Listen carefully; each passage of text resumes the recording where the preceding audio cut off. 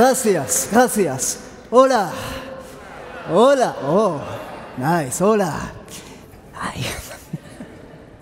So, let's start with a simple experiment. There are over a dozen nationalities here from plenty of nations. Well, I don't care which nation you're from. I don't care what your political beliefs are.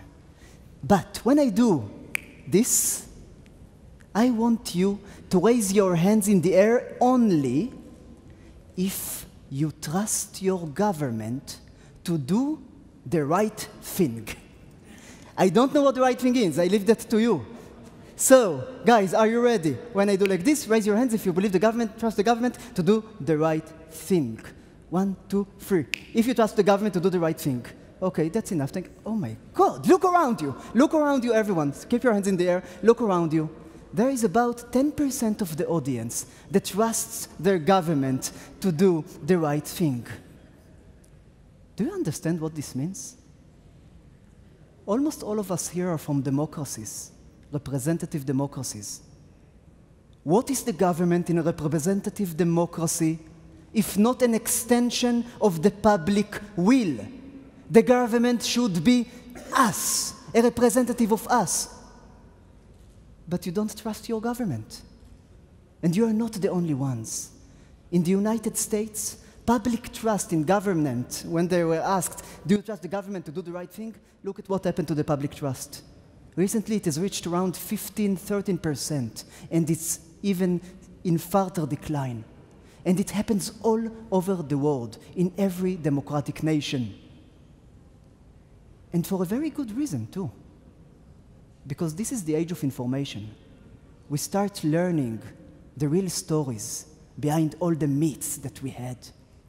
So when two political scientists, Benjamin Page and Martin Gilens, quantified 20 years of decisions in the American Congress, they found out that the Congress has a very definite bias.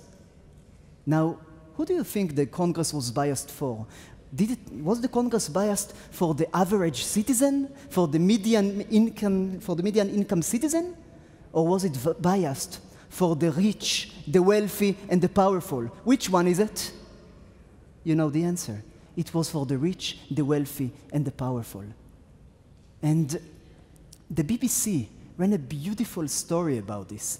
And they wrote like this: study, the United States is an oligarchy, not a democracy.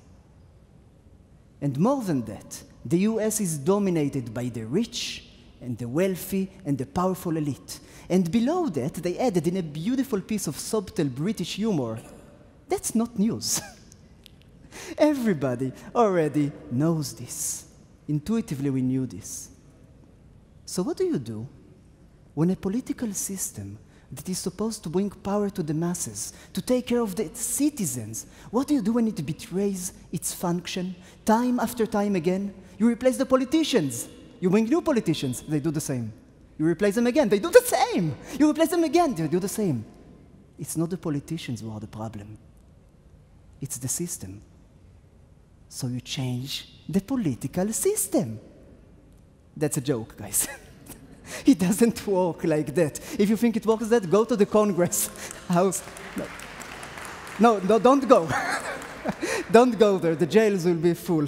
Don't go there that easily. Listen to the rest of the lecture. Then, thank you, sir. Thank you. Thank you. Yeah. Che Guevara. Okay.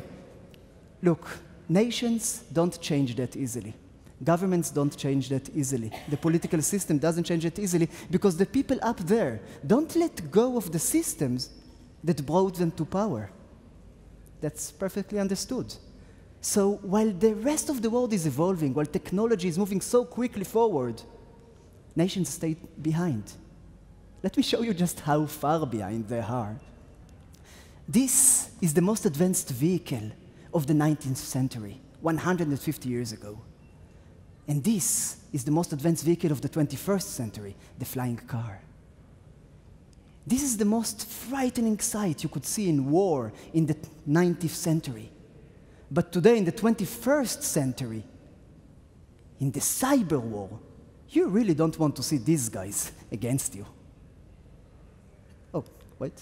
Yeah, you really don't want to see these guys against you. And 150 years ago, this is what a governmental office used to look like. And today, in the 21st century, it looks exactly the same. Do you see the problem? Now, things just aren't changing quickly enough in nations. Technology is rushing forward. 40 years ago, the web was something spiders created. 20 years ago, Google was something your eyes did after too many beers. 10 years ago, Ubermensch was not a taxi driver. He was a German superhero. And nations remain. They remain as a bastion of stability and of stagnation. Because if you're not moving forward, you're staying way behind. Now, this sucks. I'm sorry, but every time I say this, I get this feeling again that we are so royally, well, it sucks. What can we do? So over the last 3 years, I conducted research in order to write a book about the future of governance. I call it The Rulers of the Future. It's about basically who is going to rule the future. And I reached some insights in that book that I would like to share with you. You know, it's a 400 pages book that I'll give you in the next 10 minutes. The first insight is that things are changing. That change is coming. It's on its way. It's not there yet, yeah? But it's on its way. Nations will have to change, will have to evolve, will have to develop, or they will stay even farther behind. Now, what's going to happen? So, the thing is this. Right now, what we have are monopolies. Nations are currently monopolies, territorial monopolies. Territorial monopoly means a nation, because in a nation, in a territory, the nation sets the laws, and the nation enforces them. And if you don't like the laws, what can you do? Nothing. Good luck. Good luck with that. If you decide to pay your taxes to somebody else, well, we all know where you're going to go on that monopoly board. So we need to find ways to change the situation. But first we need to understand why we even got there. Because who gave the nations that power, that monopolistic power? Who gave it to them? You, sir? You're the one? Okay, you all did. We did. Human beings did it. And it was the best bargain humanity ever made. Because for that monopolistic power, we got justice. We got the rule of law. We got the opportunity to create working economies. But that was before the internet. That was before computers. That was before the communication systems that we have today. And that was before many other systems. And it was working, but not perfectly well. So a few hundred years ago, we recreated an ancient idea, and we found a way to give some power to the masses, and to tell the government what we want to happen. That is democracy. We tried to give power back to the public. But in the last decade or so, democracy has taken a turn to the worse because of information. You see, the politicians in the United States and in other countries have figured out how to take the information from the internet, to collect it, to analyze it, and with it, to influence voters. It started with Obama. Trump did it even better. And what those politicians do is they treat us as a bunch of buttons and levers. You press the buttons, you pull the levers, you put in the fake news, you send each person a targeted ad, especially for him, and that's it. You get the vote that you want, and it's working perfectly well. And this is the case in democratic countries. Suddenly the voters can't put as much power on the governments as they used to. In totalitarian and authoritarian regimes, it's even worse. China, for example, is starting to create a social credit score rating system. What does it mean? It means that every person has a social credit score. And if you ma'am, are buying a Japanese car instead of a Chinese car, your social credit score goes down. You're not a patriot Chinese. You're not supporting the Chinese economy. If you eat in a German restaurant and not in a Chinese restaurant, your social score goes down. If you see him on the street and you know he has a low social rating, you won't talk with him, because what will happen if you talk with him? Your score will go down as well. So this is a way to ostracize the dissidents, the troublemakers. This is a way to preserve a certain social order. But who is setting the rules? Who is saying that eating in a Chinese restaurant is good or in a Japanese restaurant is bad? Right now, that's the Chinese Communist Party.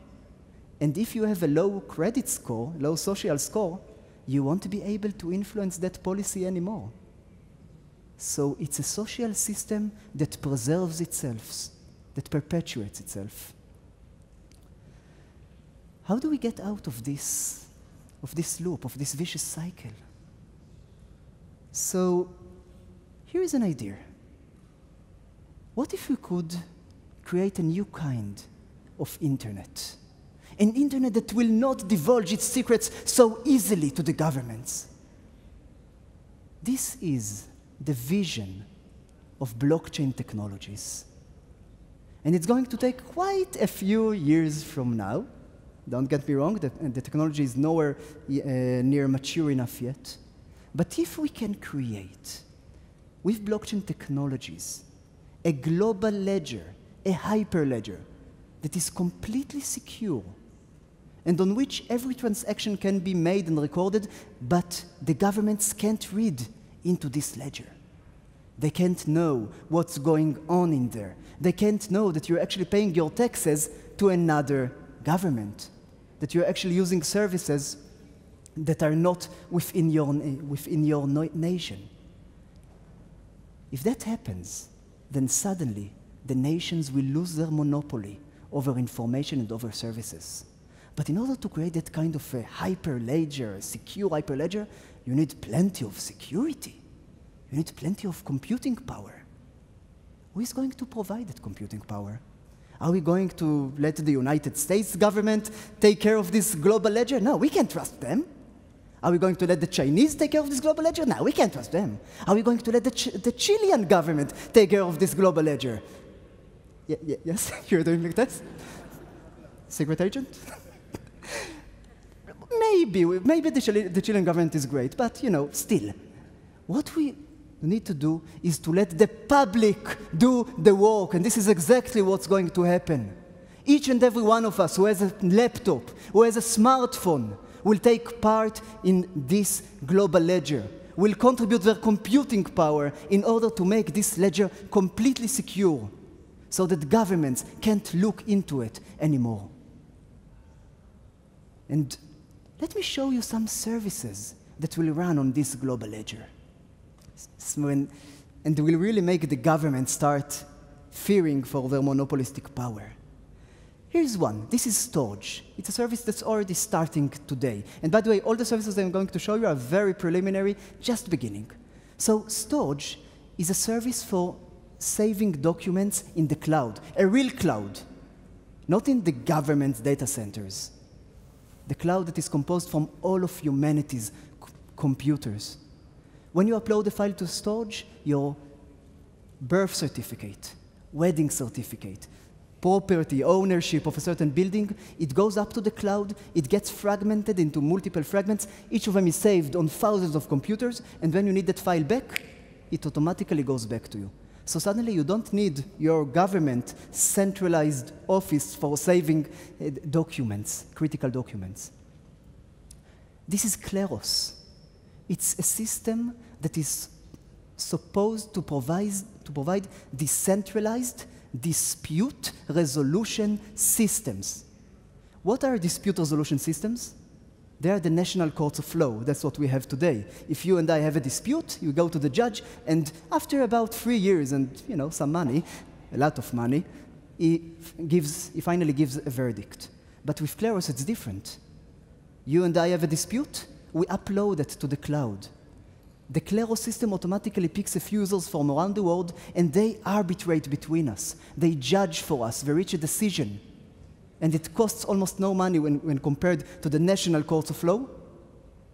And as a result, we can suddenly replace, at least for some things, national courts of law with the centralized globe-spanning system. And you remember how Wikipedia devastated, demolished the centralized model of Encyclopedia Britannica and showed that when millions of people around the world are arguing together, we get to entries that are just as accurate as those of Encyclopedia Britannica.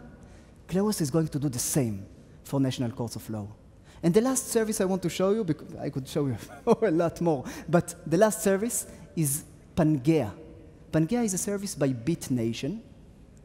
And under the Pangea service, each of you guys, anyone here who has a vision about democracy, about what the governance should look like, you can go online and create a decentralized governance system in the cloud. It can be direct democracy, representative democracy, liquid democracy, whatever you like.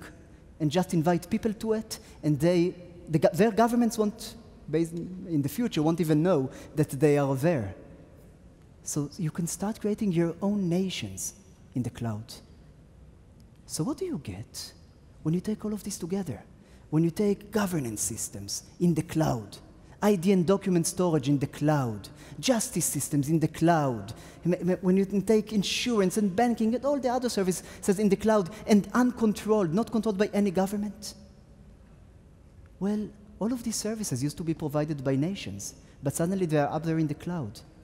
So what you get is what I call a cloud nation. You get organizations that provide all of these services under the radar of current territorial governments and trespass borders so everyone can be part of those organizations. And in the next decade, we'll start seeing those organizations beginning to form. We're already seeing preliminary versions of them like Estonia. And we will have cloud nations not based on territory, because what does it matter where I was born? I'm feeling more affinity with you than I feel with many people from my territorial nation. Hi, Laura. I'm talking to you, yeah? Not you. But you're okay, too. So we'll see cloud nations based on ideologies, on religions. We'll see Jewish cloud nations, atheist cloud nations, and humanist cloud nations. We'll see vegan cloud nations and carnivore cloud nations. That's for me. We'll see communist cloud nations and libertarian cloud nations. And we'll probably even see an ISIS cloud nation. Cloud nations to organize many people together and to help them do great and horrible things. You can't have one without the other. Now, I want to give you 3 reasons that I'm so excited about cloud nations, and then we'll rush to the finish line. The first reason is that because cloud nations represent the pinnacle of technology, the peak of existing technology, they will provide better services than many territorial nations, digital services all over the world. And because they will provide such great services, governments will have 2 choices: to fight them or to try to fight over the heart of the people. Basically shutting themselves to the internet. Governments can still do that. But if you don't want to shut themselves to the internet, they will have territorial governments will have to improve their own services in order to compete with those cloud nations. I hope it will be the second. Second reason I'm so excited is that cloud nations allow us to experiment, and experimentation is very important. As Linus Pauling once said, the only way to get good ideas is to get lots of ideas and throw away the bad ones. So you're left with only a few great ideas. So all over the conference, you heard about liquid democracy, representative democracy, direct democracy, and so on. But which is best? Which should we adopt? Well, you can go to the Chilean Congress and tell them, let's experiment. They won't like this. or you can start using cloud nations to check different governance regimes and to see what you can do. And the last reason is that if we don't build cloud nations, somebody else will. I want to ask how many of you are on Facebook. But Facebook was formed in 2004, and today we have 2 billion people using Facebook. In 10 years from now, at this rate, we'll have somewhere between 3 to 4 billion users on Facebook. This is not a cloud nation. This is a cloud empire. And it's a dark empire. Because as users on Facebook, what rights do you have? None. What power do you have to influence decisions on Facebook?